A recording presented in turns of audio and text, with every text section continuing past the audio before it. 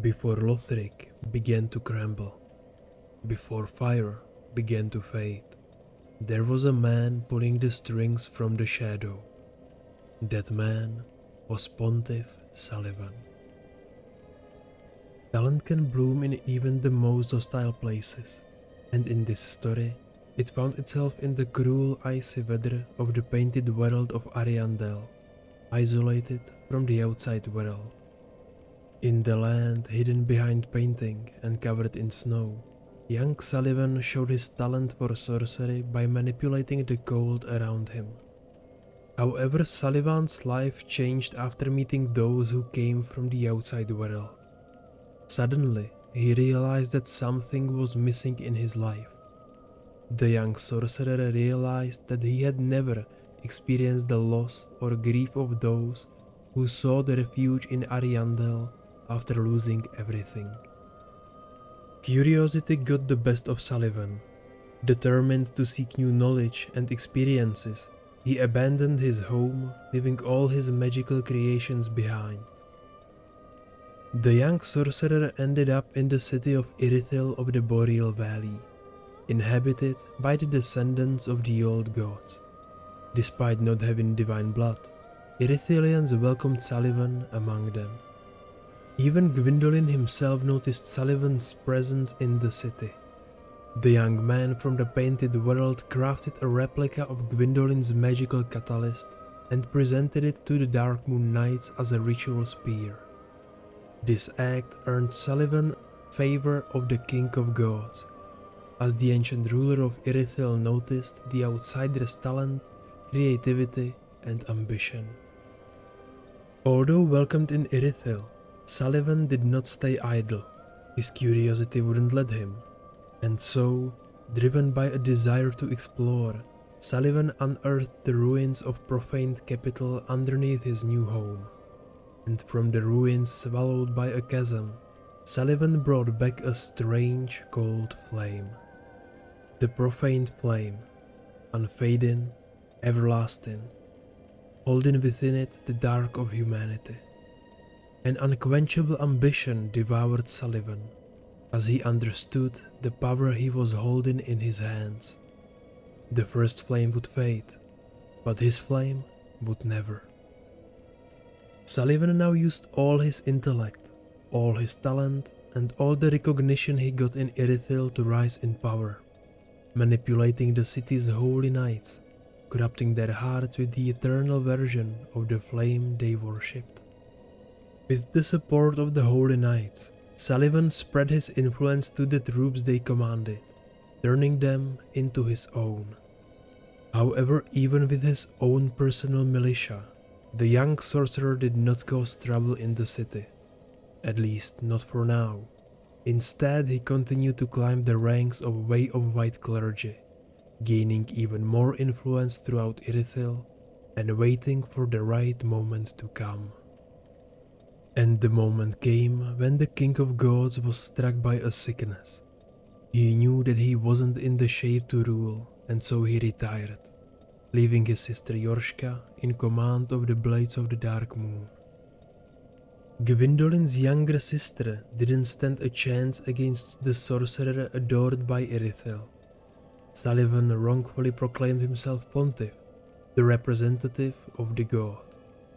Knowing the Silver Knights, still faithful to Gwendolyn, and Blades of the Dark Moon, loyal to their new captain, could prevent his rule, Sulyvahn quickly made precautions to make sure his newly acquired position won't be in danger. The Pontiff imprisoned the retired god in the old cathedral, and his sister in her own church, threatening to harm them if those loyal to them tried to overthrow Sulyvahn. Now it was time to cleanse the city of all who opposed the new Pontiff, so Sulyvahn exiled the Knights of Yorshka's Covenant, and those who wouldn't leave would be executed. When no Blade of the Dark Moon remained, the Pontiff turned his wrath against Painting Guardians, killing all of them, and the giants who lived in Irithyll, turning them into slaves. And for others who didn't agree with what Sulyvahn was doing and didn't want him leading their city. The new Pontiff built an immense dungeon right below Irithyll, employing the survivors of the profaned capital as its jailers. To ensure his complete control over the city, Sulyvahn erected a magical barrier around Irithyll to prevent anyone from entering or leaving without his permission. Now that the new Pontiff made the whole city recognize his power, he still needed other kingdoms and high clergy to stay faithful to his faction, and so he remained an ally to Lothric, donating them gargoyles from the profaned capital, and even allowing Lothric knights and scholars through the barrier into Irithyll. Even though Sulyvahn ruled the city, he didn't want people to forget that he's also the leader of the church.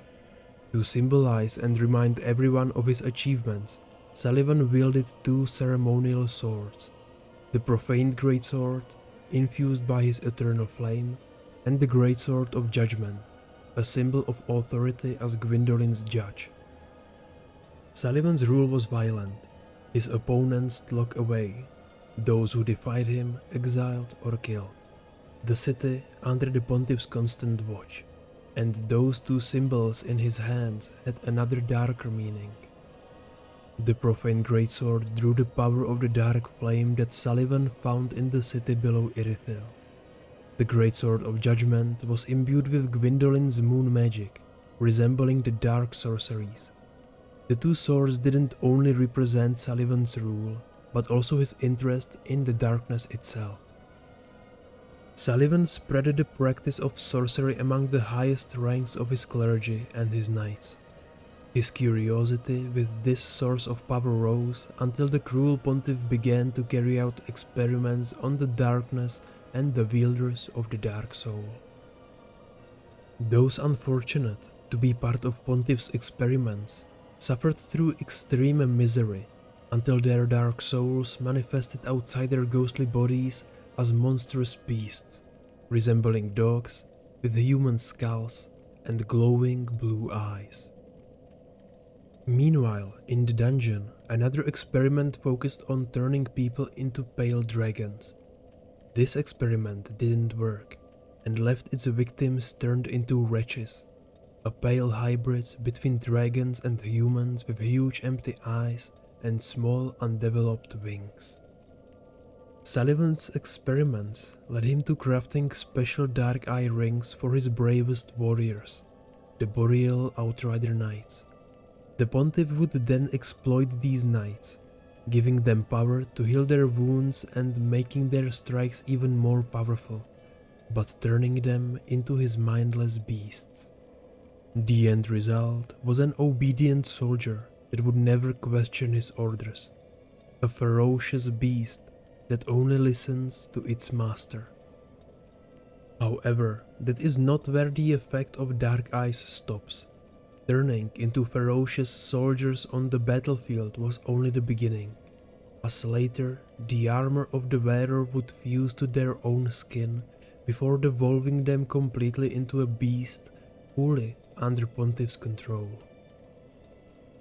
Eventually Sulyvahn's impudence reached another level, when he forced a direct daughter of Guinevere, Princess of Sunlight, to be his dancer, bestowing upon her a pair of swords, one imbued with fire and the other with dark magic, mirroring his own as a token of her subjugation to the tyrant, before sending her out of Irithyll as another Outrider Knight into Lothric Castle. Pontiff Sulyvahn transformed the whole city of Irithyll into his perfect study, where he could experiment on the dark soul and its power of darkness. But nothing stays perfect forever.